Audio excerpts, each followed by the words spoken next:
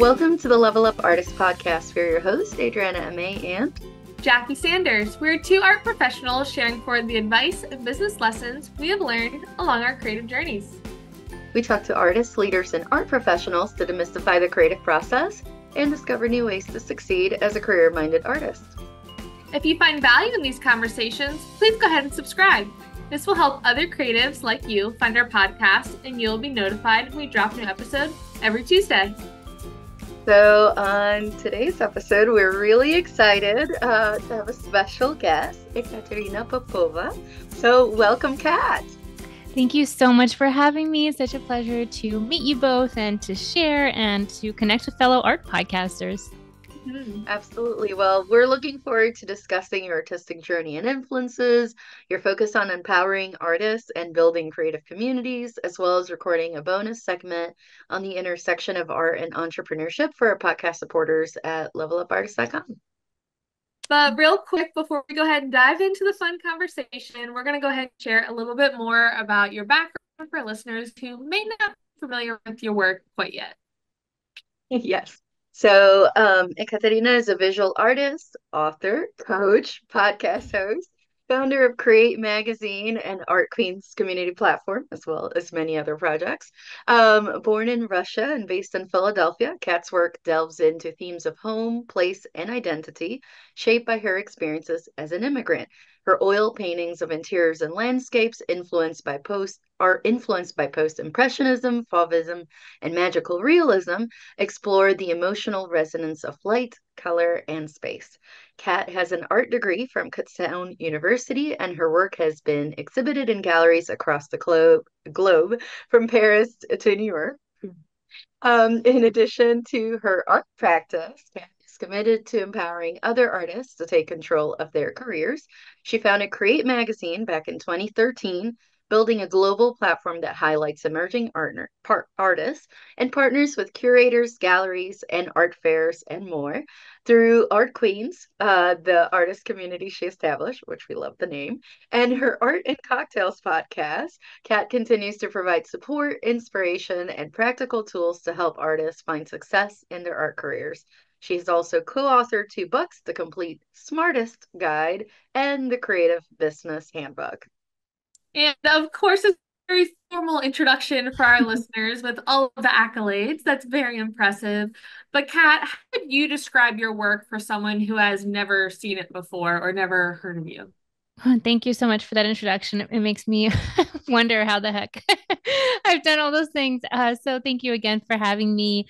I would describe my work as very expressive, colorful. I'm a big fan of texture and color and movement. And I always joke and I say that my interiors are like an excuse for me to play with all the vocabulary of painting, whether it is, trying to capture something more realistically or getting into the texture and the mood of it. So you'll see me painting still lifes, bedrooms, and I do love painting nature as well. And that's part of, I think, that theme of belonging in place. But I think you do have to see it. It's pretty hard to describe the art. Yeah, and if anybody's watching this on video form on YouTube, you can see one of her paintings in the background for sure. Now let's kind of start at the beginning. So, Kat, when did you start making art, and did your art upbringing in Russia influence your decision to become an artist, and perhaps your interest in painting interiors and landscape? Yes, thank you so much. I think growing up in Russia was really culturally rich for me. And despite all the, challenges of that country, there is an amazing history of painting, ballet, writing, music. And so from an early age, even though we were poor much of my growing up, for some reason, and I'm so grateful that this was the case, we always made time and resources to either get art classes, go visit the local theater, ballet. So that was always a big part of my life. And some of my earlier drawings as a kid that my dad saved actually feature like my experiences of going to museums, going to theater, going to ballets. And I would always come back and like process the things that I saw and experienced through my drawings and things that I made as a kid. So I think it was just such a big part of culture, not necessarily from a career perspective. That's a whole other topic, but from an everyday life perspective, most people, even if they weren't super educated, had a general awareness of art and history. So it definitely planted some powerful seeds in me for sure. I love that. I think that's a common thing that we talk to a lot of our guests about is how those like beginning seeds that were planted in our youth were then not only, of course, like fostered with our family and upbringing, but really celebrated along the way. It's not just, okay, bringing your child to a museum, but also encouraging them to reflect on their experience, really kind of like foster it.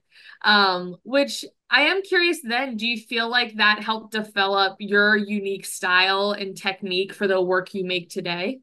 Yeah, I definitely think it has. And especially if you study certain Russian master painters, you'll see that there is a tradition of a little bit more expressive work, especially like later on 19th, 20th century.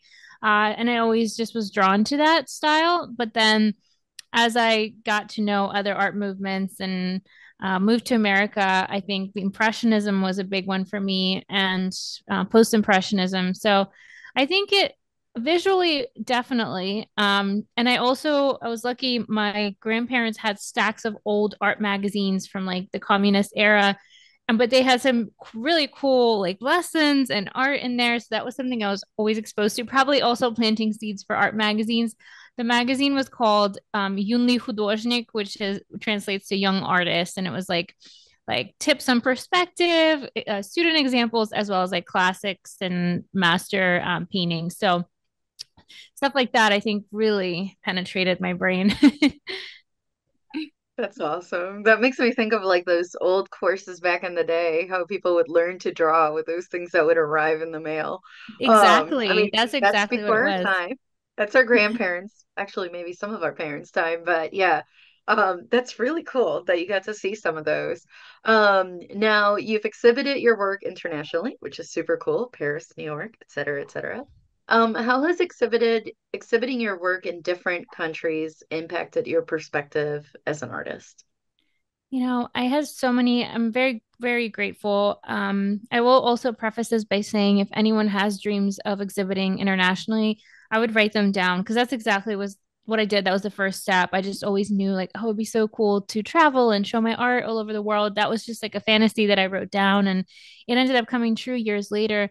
But I think what it really taught me was when it first started happening, I had a lot of imposter syndrome and fear. And I thought, like, oh my gosh, well, like, of course, I feel comfy here. I built sort of an audience online. I feel comfortable sharing my work, but is it going to be translated the same way in another country or with another culture, group of people? And it obviously does vary. Not everyone understands it, but there's always people in every place that will connect with your work. Art is like a very universal language. But one thing I did have to get over was the imposter syndrome was really strong. And there were moments where I felt like I had to change my work to like adapt to whatever opportunity I was having. And I realized that some of my most successful paintings and exhibitions, they were always from like this honest place where I was truly painting or sharing something that really meant something to me. And instead of trying to morph myself to someone else and their agenda and their, even aesthetic, it really taught me to trust myself, even though it wasn't like a smooth journey. It was very awkward and scary, but that was the biggest lesson is that your work is the language, your work is the way, and you don't have to change yourself. You can always, of course, improve. I'm a big believer in like investing in ourselves and working on our craft and improving our skills. But in terms of like the essence of who you are, I think no matter if you're showing locally or internationally, it's just putting out what you're actually trying to say and being honest about it.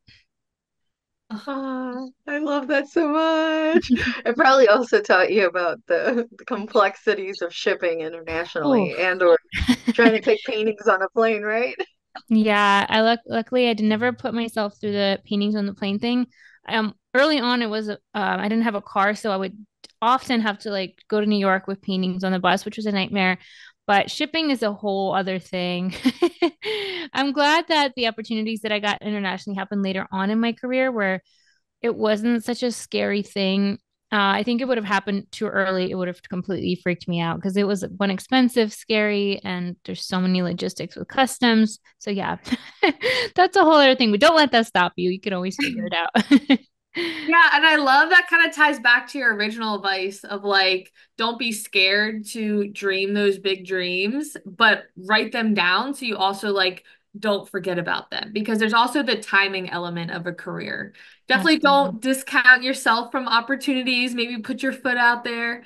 But write down your goals so that when the time is ready, you know the direction you want to go into when your work's developed, when your collector base has expanded, when those opportunities are a right fit for you. Yeah. Which I feel like residencies are similar in that case too. So you've done residencies really all over the world, France, Iceland, Greece. And so I'm curious, how have those experiences shaped you, the work you make, and your creative process?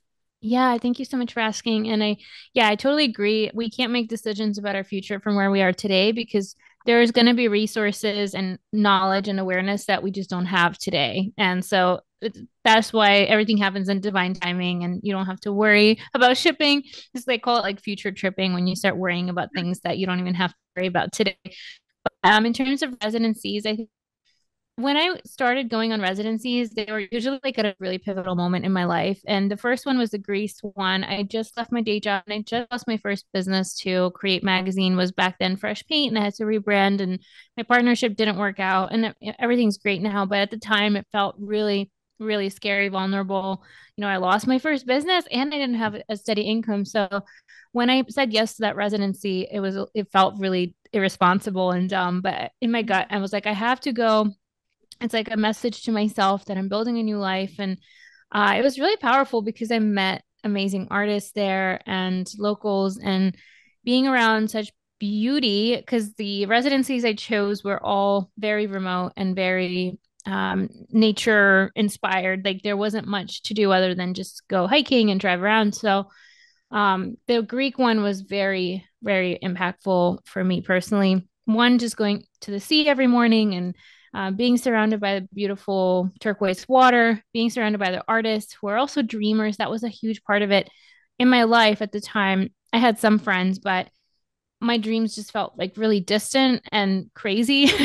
So when I would talk to people, I felt really isolated because I just felt uncomfortable sharing some of my visions with them. But at these residencies, I got to meet people who also had big dreams or even achieved already some of the things I was hoping to experience. And it really helped me, not so much with my art. Like I definitely got inspiration from every place I went to, and it came out in my work in some way. But I think it was more of a mindset and community aspect that was most profound for me. And I also love, I'm a Sagittarius, so travel is like a big way for me to clear my head. And I thrive off adventure and seeing new things. So even just psychologically, it was really, really important for me to do those things. Love it. Absolutely. Oh, now I'm like, I mean, I haven't been to Greece, but I'm like, if it's anywhere near like the type of world that Malta is, I mean, they're Mm, not that far from each other, but there's something about the Mediterranean. It's just, ooh, it's it's just so beautiful out there. beautiful. Yeah, it's like I, southern Italy, southern France, like pretty much anywhere, Croatia, anywhere you go with that rocky blue coast, it's so magical. yeah, can't wait to go back out that way. Yeah, me Um, too.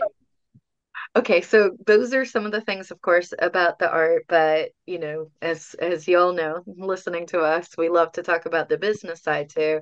So diving into that a little bit. So what inspired you to create, whether it was Create Magazine or I think you mentioned Fresh Paint, what Mhm. inspired you to start a magazine back in 2013 and how did it evolve from this InDesign situation to this like big dynamic international platform for emerging artists? I mean, it's just wow, it's transformed. Yeah.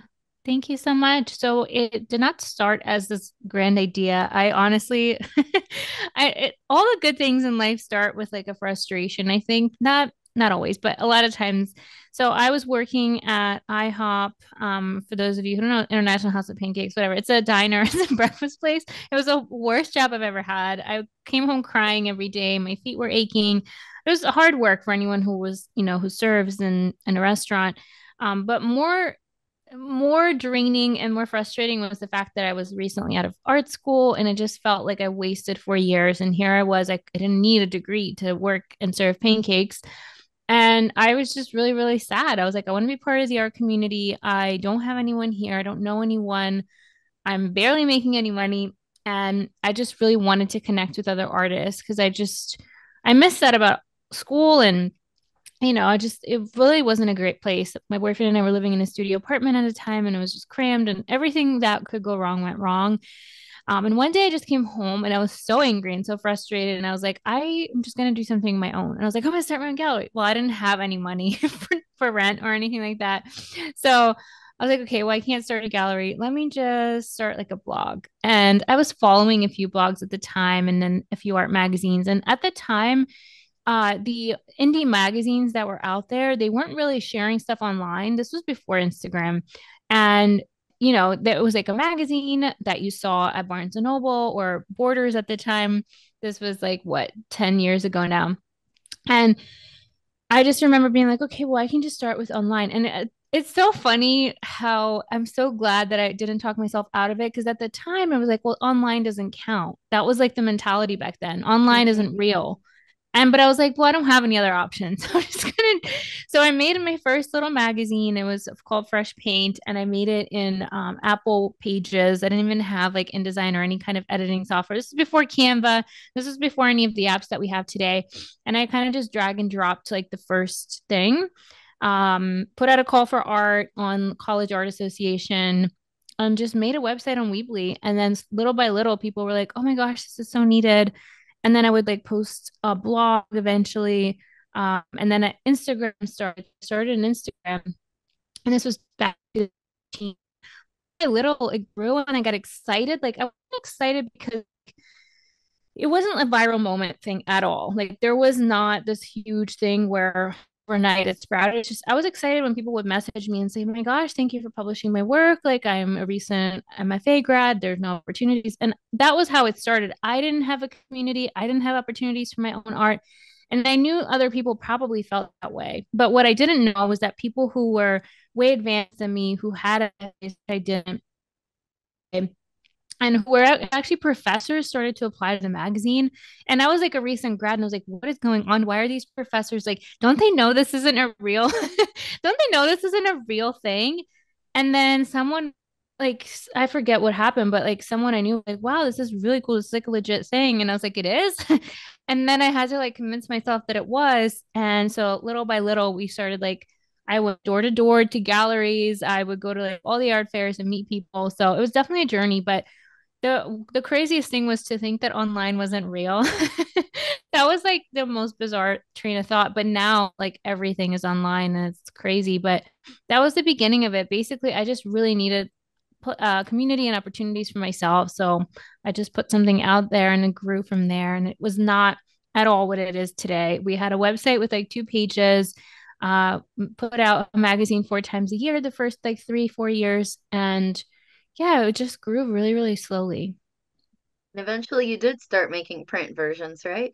Yeah, and it was That print. took a few years. Yeah, it was actually print. It was just really, really small. I still have the first few issues. They were just like 40 pages or so, really tiny things. But got to start somewhere, and I'm so grateful that I didn't let that stop me.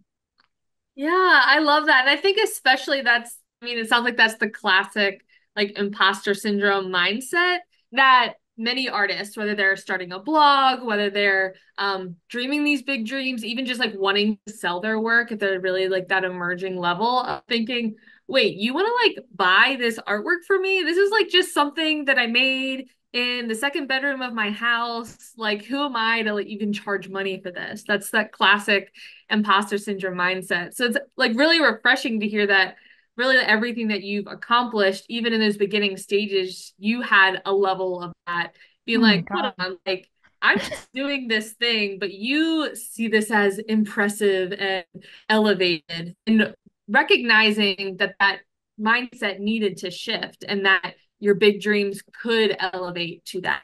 Yeah. It really took just starting the platform to initiate the process. Absolutely. And a lot of times, like, what would happen is I would be really insecure about, I didn't have a budget for editors or anything like that or designers. I think I spent the first little bit of money that I made on a logo, and I hired their designer, Shelby, who's still with me now.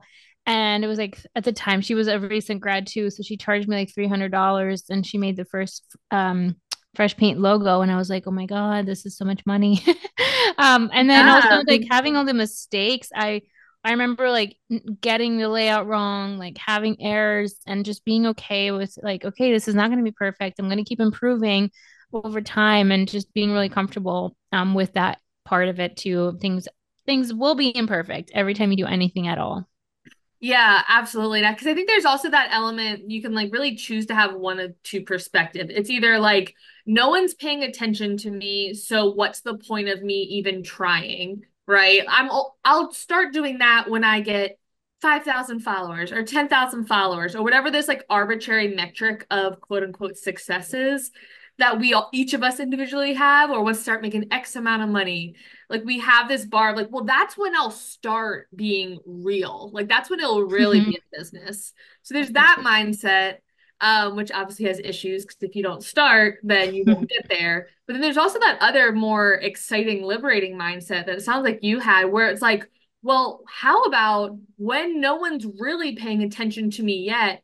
That's when I can make all the mistakes I want. That's when I'll learn how to format this magazine. That's when I can make typos in social media posts and no one's going to notice because no one's paying attention. But it helps you refine what you really want, what content you want to put out. And then secondarily, that's why people engage with you. That's why your audience grows, and what ends up getting you there is just putting those reps in. Um, Yes.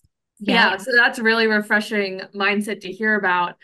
Because especially then you start partnering with various curators and galleries and art fairs, starting by wanting to open your own gallery, and then galleries start approaching you saying, oh, we want to work with you.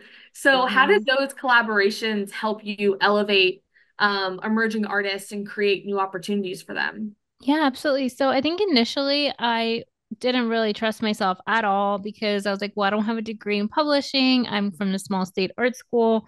No one's going to care about me running this magazine. So my mind, it didn't start from a good place. I'll be honest. Like it was more trying to prove legitimacy, but and I actually didn't even share my name for many years on the platform because I was kind of embarrassed by it, but I'm definitely over that now. But what happened was I was like, well, how can I bring in, because the first few issues I just curated, and I still love to curate once in a while too, but then I was like, okay, well, how can we make this something desirable for people? What do I want right now? And at the time all I wanted was to find galleries to show my work in. And so I thought if I bring in galleries and people in the arts from around the area, or people that I know, which started with people who I met locally at Delaware Contemporary. And we have a bunch of local smaller art organizations here. So I just started reaching out to people I knew. And eventually people were like asking us. And then I got a little bit more brave, and I started reaching out on, I think it was like Twitter at the time. One of the first curators we landed was Rebecca from Saatchi Art. I remember this was a few years ago. And this is when Saatchi was still a startup as well before they got bought out.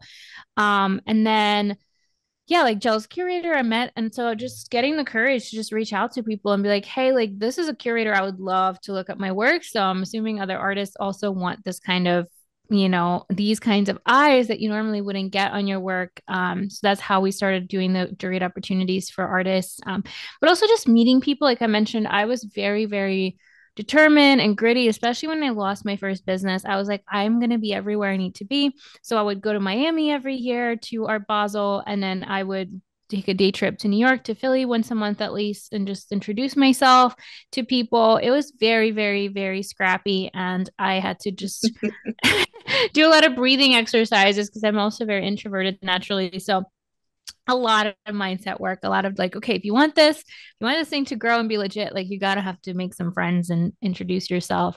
So that's how it started to evolve over the years.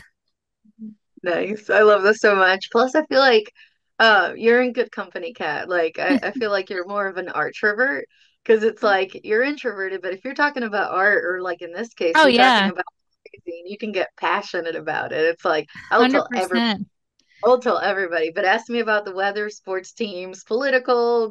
No, no, I'm gonna go back to my room and never come out. But I'll come out when you ask me about art again. So I absolutely love that, and here on the podcast, we're very big proponents of that, anyways, of trying to make that, in-person connection, of building, that community with other artists and things like that. And it's honestly one of the best ways to move forward is together, honestly.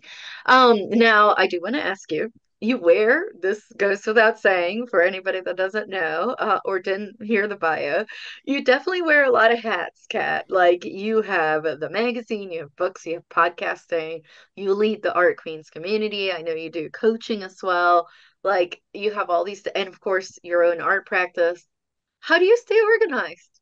That's How? such an interesting question because it's not like I think it's just a way. I know this is gonna sound like an excuse, but it's like just the way my brain works. I don't actually. I found this out early on in art school actually because the first 2 years of art school, I was just focusing on my classes and my studies. We were doing a lot of like intro courses and gen eds and stuff. And all I had to do was like focus on my work that those semesters. And then I got this amazing opportunity of to run a student run gallery called Egg House. It's no longer there, but it was an amazing experience. And I was very nervous. I was like, how am I going to run this gallery and also finish my art degree? The craziest stuff happened. I ended up painting more and I ended up like really thriving during those last 2 years of school, which is when I worked there. I don't know why, but my brain just can't have one thing to focus on. It might be an undiagnosed ADHD.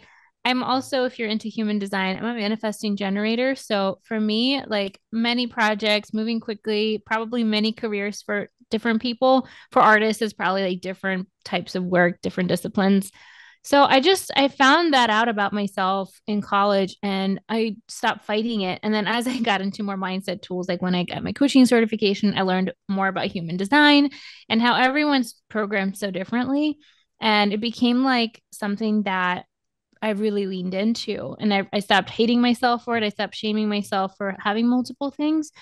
And then also looking at role models that have similar ways of working. So even like, let's just take Rihanna as an example. She's a musician, but she has an incredible skincare brand. She's doing advocacy. She has like lingerie. And so you can look at someone like that and say, oh, she's not even a serious singer. Or you can say, what a badass. She's leaning into her own other gifts. And also she's serving something that's missing in our world. Like when she came out with all those foundation skin tones, like it was amazing and also really dumb that it didn't exist before, and she saw that she's like, this is a really easy fix, let me plug this in. So I always just try to not compare myself to what I was taught in art school, which is like just nose to the grindstone, make as much art as possible, which I still believe in. I do think we need to put in the hours to get better and to find ourselves, but if you have other gifts, why not use them? It just doesn't make any sense. And I also, full disclaimer, I don't work on everything at once. Like I'm very much kind of like following my flow. So some days I might just want to be in the studio all day and I designate days for that. And some days I get like into a business mind where I can come up with like 6 months of programming for my coaching or memberships.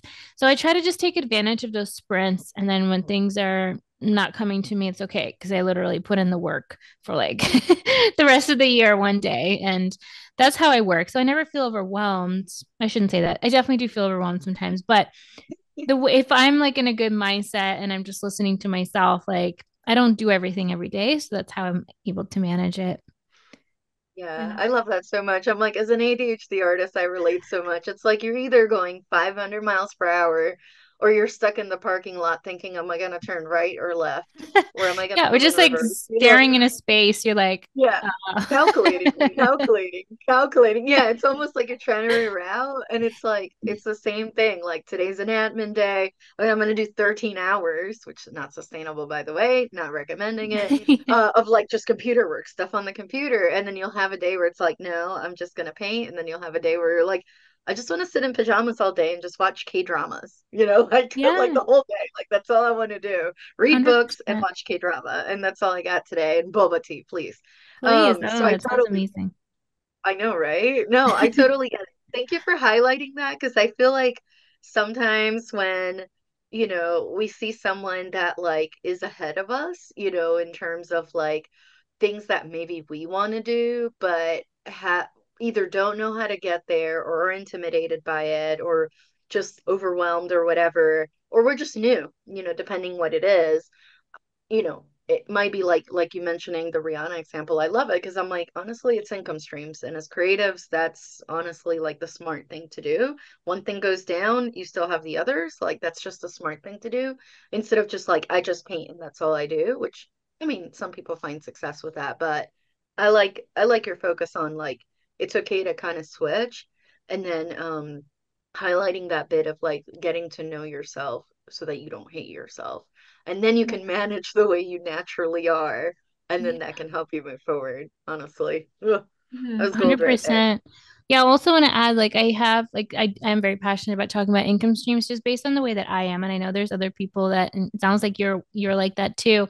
But I know I have friends who solely rely on their art or art print sales, and they're totally happy with that. They don't feel any kind of way. But for me, I found that when it started happening, I think this was like 2019, that I was attracting galleries and things were really picking up in my art career. And I found that I was like getting resentful of it because I kind of missed the freedom that I had to just kind of go at my own pace. And I knew then, no, well, it took me a few years to fully understand it, but I'm like, I can't do that. I can't only rely on my art for sales because I felt like I wasn't given enough time to be creative or come up with a new idea. Like I felt very much like I had to keep doing something over and over again. And that's why I took the rest of this year off. I had just had a bunch of shows in the spring, and I'm like, once again, that's sustainable. And I also just need some space. Like, and I never want to put pressure on my art because art has been like my best friend through moving to another country to losing my business. It's been there for me and supported me, like not just from a place of career or showing or whatever, but it's just a part of my life. Like I'm always sketching or doodling. And I just never wanted to kill the magic. And I felt it. I felt it getting destroyed a little bit in the springtime. So I said, I'm not going to let it get any worse. We're going to take a little break. We're going to go on vacation together. And when we come back when we're ready to have like another show or whatever, it doesn't matter how long it's going to take. But that's why I'm passionate about the income streams. And income streams can be very related to our art, they don't have to be so disparate. I just happen to also love psychology and coaching and helping people, but that's me. For someone else, it might be painting murals or selling clothing with their beautiful patterns on them. So, really, once again, honoring the way that we're designed and our special gifts. Yeah, absolutely. And I think even from a logistics standpoint, I appreciate you talking about, yeah, like not killing the magic of your art practice because there are many creatives that find that shift of this used to be when you started something that you're super passionate about and you love it and you just want to do it all the time. And then when you're being told or feel like you have to do it all the time, it does take that shift into, oh, wait, this is my job, which can be a really heartbreaking experience for a lot of artists. I mean, visual artists, musicians, performers, to where you're like, this is what I've always wanted and dreamed of. And now I'm doing it. I'm doing the thing, having galleries show my work, but I'm starting to resent it, which is like heartbreaking. So amazing for you to be able to recognize that and then also have that, okay, well, how do I kind of combat that feeling? And the biggest thing with that is having options. Um, Absolutely. yeah. Plus, with the logistics of, I mean, having multiple irons in the fire, so to speak, sometimes it can be helpful for. I personally don't have ADHD, but I feel like it's similar in the way of if I have one thing to do all day, it'll take me all day. If I have Mm-hmm. 10 things to do that day, I'm like, okay, great. I have to block off time, I have to plan. And it's like, kind of like packing for a vacation. Like packing is going to take as long as you have. If you have 2 weeks to pack, it's going to take you 2 weeks. If you have an hour, it's going to take you an hour. And so there is that element of, okay, great. What can you get done the next 45 minutes? And it's probably going to be 80%, if not 90, as good as what would take you all day. Just call it good enough and keep going. Um, but Mhm. with that, I am curious with all the different projects you have going on, do you have one right now that you're particularly excited about coming up? I do. So I'm still just figuring out what I want to create next. So that's just like making a mess basically for indefinitely until I figure out what I want to do. But I'm really excited because every year, at least once a year, I launch my signature program, the Artist Navigation course. And it's not something that I'm necessarily creating for, it's already done, but I am going to be opening it up at the end of this month. So that's always my favorite thing to pass on all the experiences and everything that I've learned in the past 10 plus years as an artist and artpreneur to other artists. So that's coming up. I'm going to start in September. And that's like my baby. That's like the condensed version of all the things I learned and all the systems I've created for myself. That's so exciting. So exciting. We're excited to see more about that coming up. But Yeah. yeah, but real quick, we love to ask our guests how they define success, but we're going to take a quick word from our sponsors. This episode is brought to you by our Level Up Artist courses. We understand that life as a modern artist can be both exciting and overwhelming. Plus, there's a lot of information out there. So, what do visual artists actually need? We've spent countless hours of trial and error, weeding through tons of information to find the gold, so you don't have to waste your time going down those endless rabbit holes. In addition to weekly calls, we have created video course modules to cover everything from artist documents to exhibition prep, social media to technology, sales strategies, artist mindset, PDF resources, templates, and so much more. Ready to get started? Head on over to levelupartists.com to learn more, get immediate access, and level up your career today. Welcome back, everybody. So, a question we love to ask every artist, every guest that we have is, how do you define success as an artist, or in this case, as an art professional, since you wear a lot of different hats? Oh, thank you. It's such a great question. I think it changes all the time, to be honest. I think if when I just started, success to me would be like selling my work and being featured by galleries, which is totally fair and normal. And I think now, all these years later, I think just having more freedom, more peace, more time to play, and just be able to work on my other hobbies and passions that don't necessarily have like a career outcome in mind. Like, I want to finish my fiction book. I've always been a writer. That's part of the ADHD. Part of the, like in high school, I wrote a book and it was like 150 pages. I wrote it at night instead of going to bed like I should have been. So I just always have these like side projects that sometimes I don't even share. I just love creating. So that to me is success, is having time for that stuff, having time to take care of my health, having time to play and make things just for me, and of course spend time with family. But also, obviously it's not just like if I wanted like I would become like a lawyer or work in a corporate center if I just wanted money and free time or whatever, right? I think like creating an impact in our community and passing on the things that I've learned and the things that my mentors taught me to other artists is really important for me. And I miss it if I'm not actively like sharing on the podcast or writing or creating YouTube videos, whatever it may be. I think there is a need in all of us to kind of pass on and to share and support one another. Absolutely. We're doing a very good job of that. Thank you. Now, what is one piece of advice that you wish you had heard before you got started on your creative journey? Oh, so many. I actually just wrote on my Substack about like what I wish I learned in art school. I think honestly, like what a big pain point, not something like a piece of advice, but a big pain point that I've had for many years is like not knowing anything about sales or managing finances. Like it was a crippling topic for me. One, I just wasn't making any money, but then anytime I would get paid, I had no skill of like just like allocating it or distributing it. It really was, I'm still learning. It definitely came a long way, but that was like a huge pain point. So I wish I had some kind of crash course in like basic money and cash flow management, especially being a business owner.